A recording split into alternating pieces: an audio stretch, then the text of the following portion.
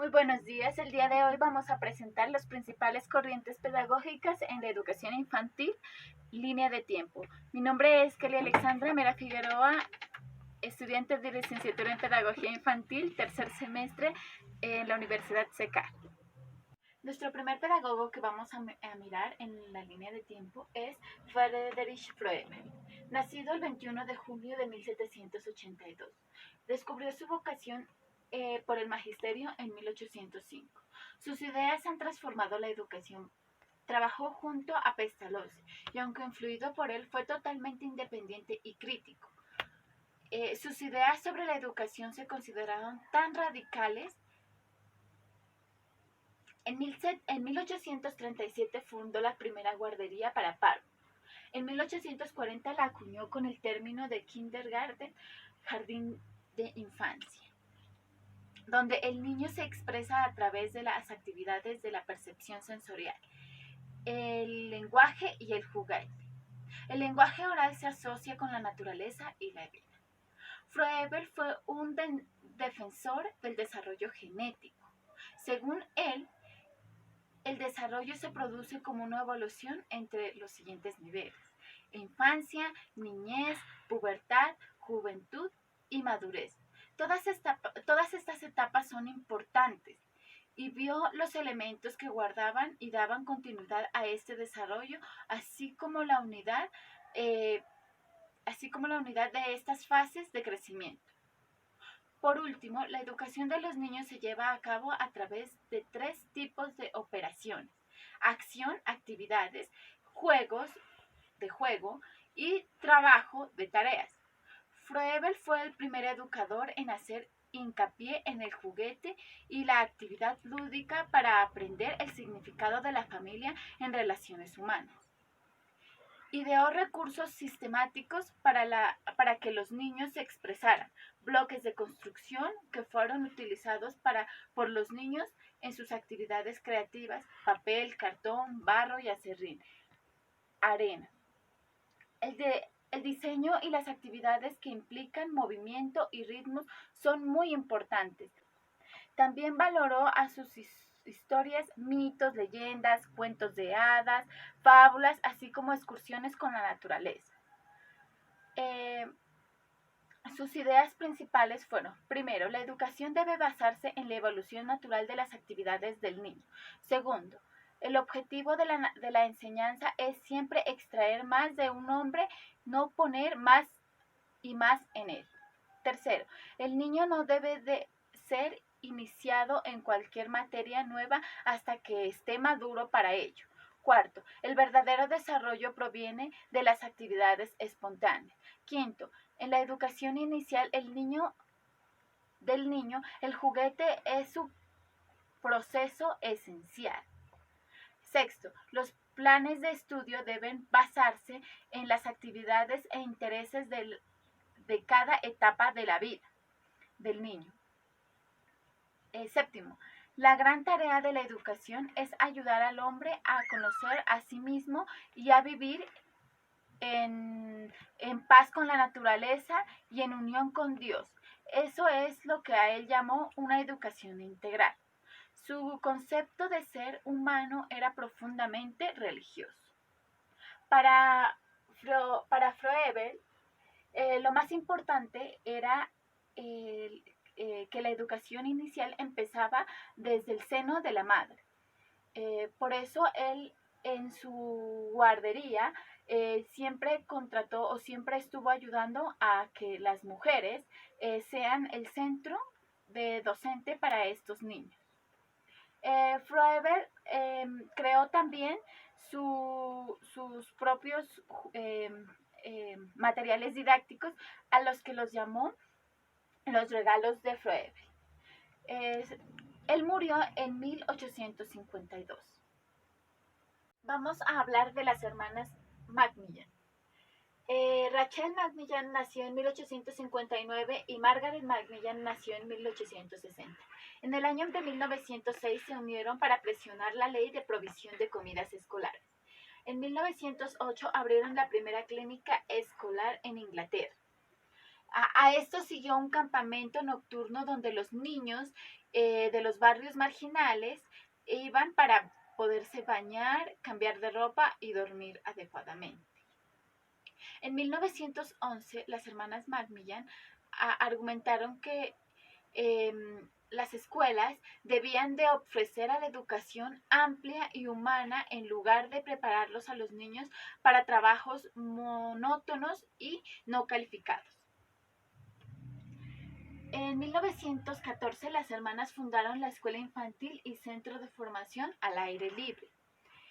En este centro las hermanas recibían a niños desde los 18 meses hasta los 7 años y a los adultos que se preparaban para ser pedagogos o docentes. El 25 de marzo de 1917 murió la hermana Rachel Macmillan.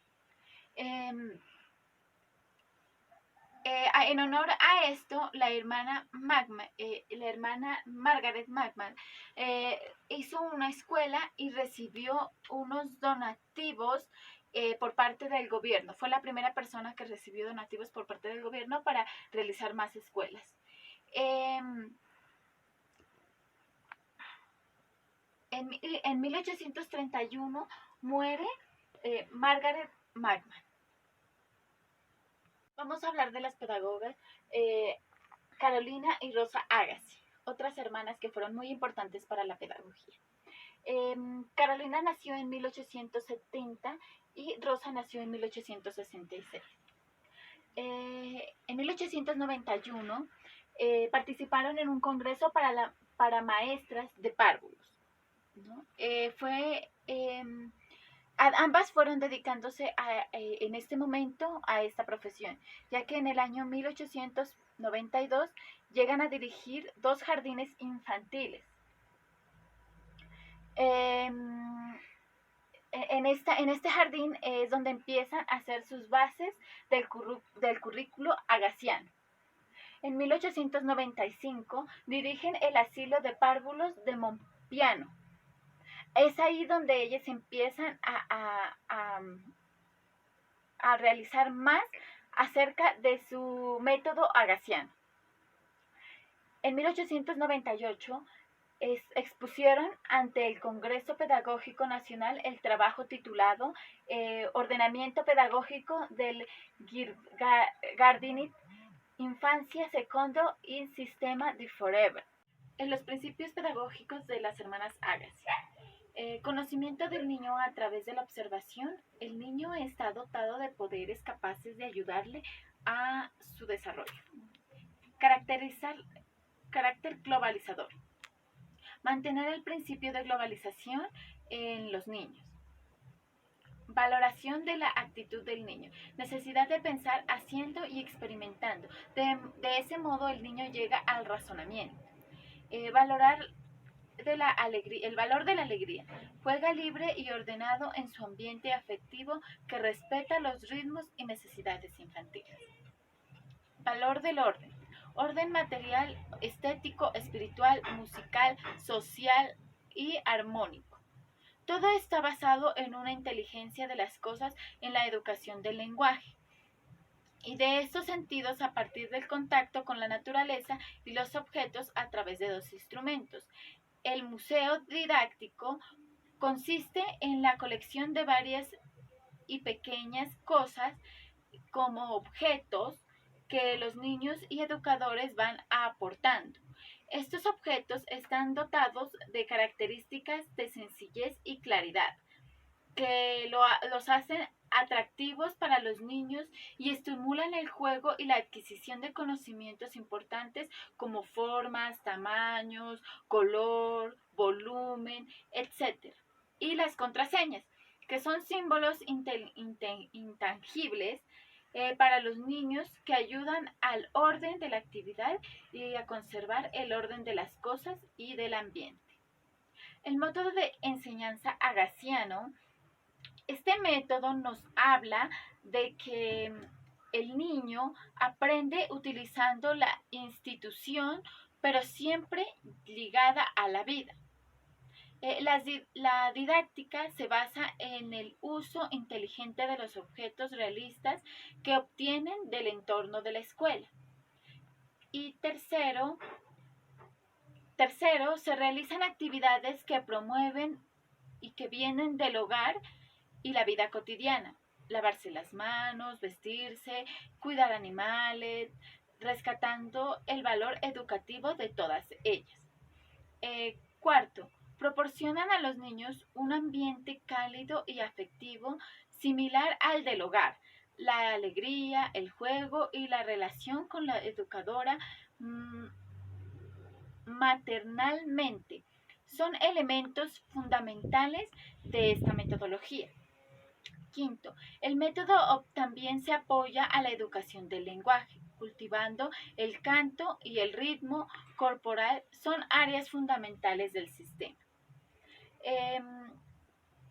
Para esto está incluido la educación sensorial, que se desarrolla por el orden de colores, materias y formas de los objetos. También está la instrucción intelectual, que se basa en la exploración del mundo y la percepción natural de los conceptos. La educación del sentimiento con la agresividad. Se desarrolla practicando la religión, la educación física y la educación moral. Los principales inventos de las hermanas Agassi fueron el material que está formado por baratijas, que los niños recogieron del entorno que los rodeaba, como frente a la rigidez de los materiales froeberianos y montessorianos. A partir de los materiales se realizan las actividades de aprendizaje, trabajando sus cualidades, calificando el orden, agrupando, direccionando, mirando su tamaño, forma. Otro de sus inventos fue la utilización de las contraseñas, que son dibujos o símbolos de objetos o personas. A partir de esto, los niños pueden ordenar sus cosas y su espacio. Su labor educativa fue de un método muy sencillo, que consiste en construir el material tradicional del aula por actividades y ocupaciones propias de la vida diaria. El material que utilizaron es de desecho. Por medio de dibujos se educa los sentidos. El método agassiano ha influido notablemente en la educación infantil de nuestros tiempos. El método de las hermanas Agassi se apoyó fundamentalmente en la educación del lenguaje, que asocia la educación sensorial, el desarrollo a partir del contexto con las matemáticas y los objetos. También tiene importancia en su método el cultivo del canto y el ritmo corporal a través de las diversas actividades que tienen en lugar del largo de su infancia. Se ha subrayado la importancia del método de las hermanas Agassi, sobre todo en su práctica, aunque la muerte de la hermana Carolina Agassi fue en 1945 y la de Rosa Agassi fue en 1951. En 1985 fue levantada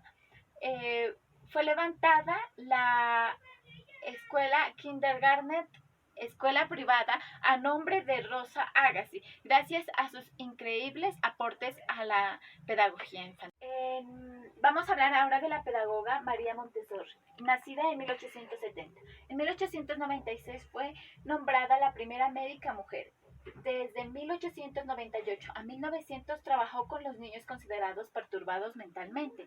Estos niños son los que ahora comúnmente llamamos que tienen problemas de aprendizaje. En 1909 dictó su primer curso de guías Montessori. En 1926 se funda la Real Escuela del Método Montessori. En 1939 fue galardonada 3 veces al Premio Nobel de la Paz. Su metodología Montessori se caracteriza por promover un ambiente preparado, ordenado, estético y simple, real, donde cada elemento tiene una razón de ser en el desarrollo de los niños. El aula de Montessori integra edades agrupadas en el periodo de 3 años, lo que promueve naturalmente la socialización, el respeto y la solidaridad. Este preparado ofrece al niño oportunamente para comprenderse en su trabajo interesante, elegido libremente, que proporciona prolongadamente el periodo de concentración que no debe ser interpuestos. La libertad desarrolla dentro de los límites claros que permiten a los niños convivir en pequeñas sociedades dentro del aula. Los niños trabajan con materiales concretos, científicamente diseñados, que brindan las llaves para explorar el mundo y para desarrollar habilidades cognitivas básicas. Los materiales están diseñados para que el niño pueda conocer el error por sí mismo y hacerse responsable de su propio aprendizaje.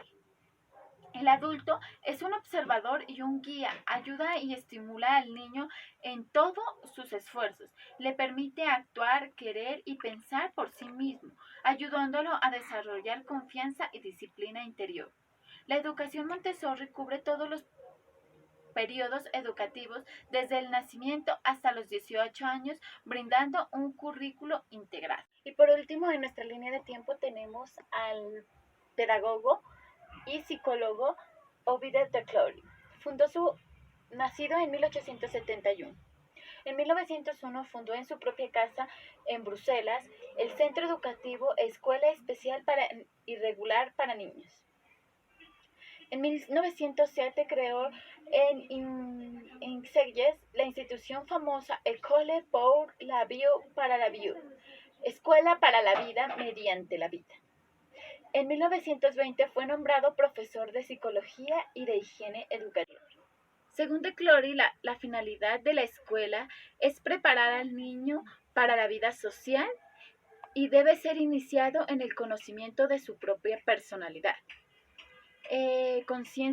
Tiene que tener conciencia de su propio yo, de sus necesidades, aspiraciones, fines e ideales. El medio es una pluralidad compuesta por el niño y la familia, el niño y la escuela, el niño y la sociedad, el niño y los animales. Estas son palabras de Pestalozzi. El niño es el centro de todo. En el proceso de aprendizaje de Clary se reduce a 3 puntos: observación, asociación y expresión. La observación, el objeto de esta fase es acumular a los niños y hacerse cargo de los seres, fenómenos, etc. Esto supone el cálculo y la medida del lenguaje y las ciencias naturales. El niño obtiene los conocimientos mediante la observación del entorno y con ayuda del maestro. El fin de esta fase es la relación, los conocimientos adquiridos por la observación. No basta con tener los conocimientos, sino que deben de saber relacionarse entre sí. La expresión. En esta fase se pretende comprobar la legitimidad de los juicios del niño, es decir, el nivel de la adquisición correspondiente a la expresión oral y gráfica, a los dibujos, a los ejercicios físicos, los trabajos manuales que demuestren en el niño que el niño ha obtenido y retenido realmente los conocimientos aprendidos. De Clary muere en 1932. En conclusión, cada uno de estos pedagogos ha dejado métodos muy importantes para nosotros como docentes seguir. Hablan de la libertad del estudiante para aprender, del no esforzarlos y de que los niños sean y aprendan de una manera espontánea y nosotros como docentes ser los guiadores de su aprendizaje. Muchas gracias por su atención.